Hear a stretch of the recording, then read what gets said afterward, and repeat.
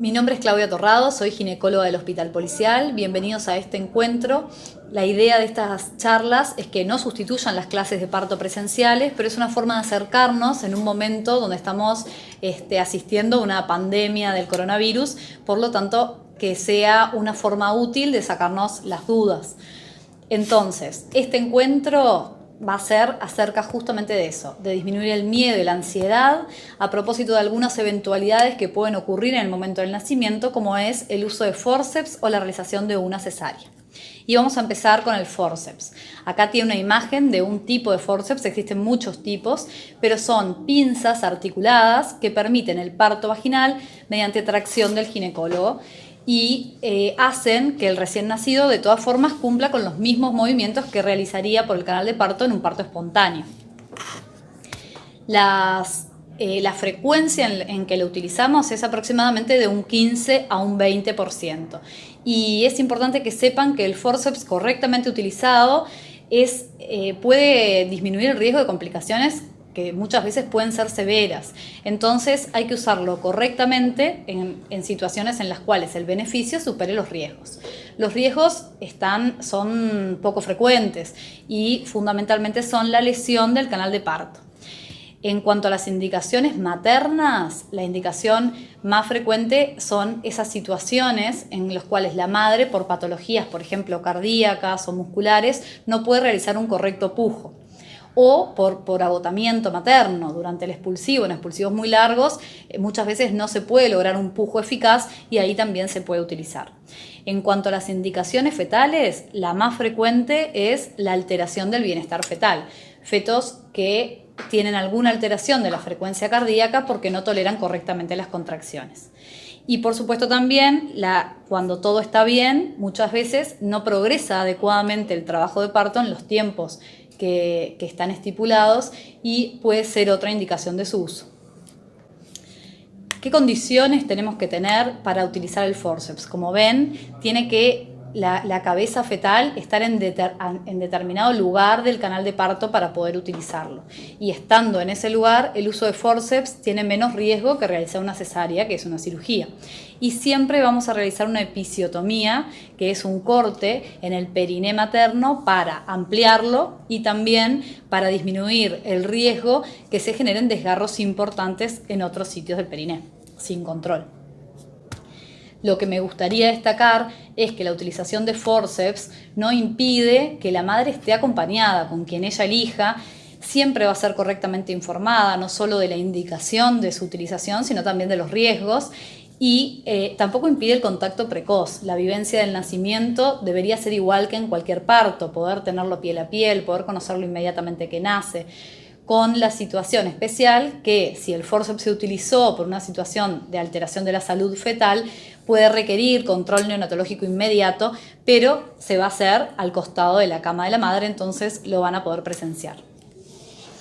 En cuanto a la cesárea es una cirugía mediante la cual extraemos con una incisión abdominal al feto del útero, ¿sí? Y como toda cirugía no está libre tampoco de complicaciones, por lo tanto va a tener indicaciones especiales. Aproximadamente, si bien es muy variable la frecuencia en distintos centros y en distintos países, suele ser mayor al 20% de los nacimientos.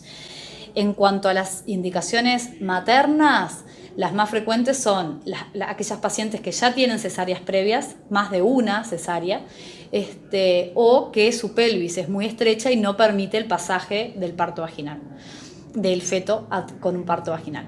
Dentro de las indicaciones fetales pueden ser aquellas vinculadas con el tamaño fetal, fetos muy grandes o fetos que no se acomodan correctamente por la ubicación al canal de parto, por lo tanto no pueden cumplir con un mecanismo de parto, o situaciones de la salud fetal, ya sea durante el trabajo de parto o previas, que impidan que el feto tolere un trabajo de parto y un expulsivo normal, sin riesgos. Por otro lado también puede que no tener ninguna complicación, pero no progresar correctamente el trabajo de parto en los tiempos que nos gustaría, a pesar de los esfuerzos que hagamos para corregirlo.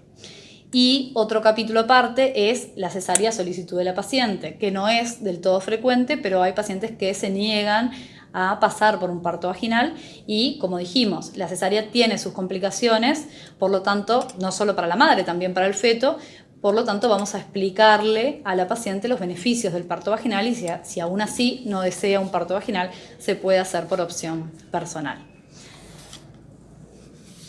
Bien, en cuanto a la anestesia en la cesárea, yo no soy anestesista y esto va a estar a cargo de los anestesistas, pero siempre, si no existen contraindicaciones, es recomendable la anestesia regional. ¿Por qué?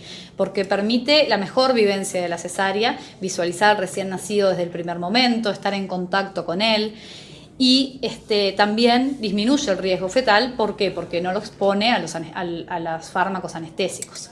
Además, el control posterior a la cesárea, el control del dolor es mucho mejor con la anestesia regional. Bien, y al igual que lo que hablamos con forceps, la cesárea no tiene por qué impedir una buena vivencia de este momento. Por lo tanto, siempre, si lo desean, van a estar acompañadas, van a tener contacto precoz con el recién nacido, y acá van a ver que estas son las salas del bloque quirúrgico del hospital, en las cuales tienen a la termocuna y el lugar de recepción del recién nacido al lado de donde está ocurriendo la cirugía.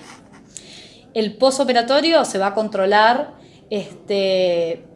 también para que ustedes lo vivan de la mejor manera, deambulando precozmente, iniciando rápidamente la dieta, con un correcto control del dolor, correcta analgesia, y vamos a tener que utilizar la sonda las primeras horas para evacuar la orina, pero luego van a orinar espontáneamente.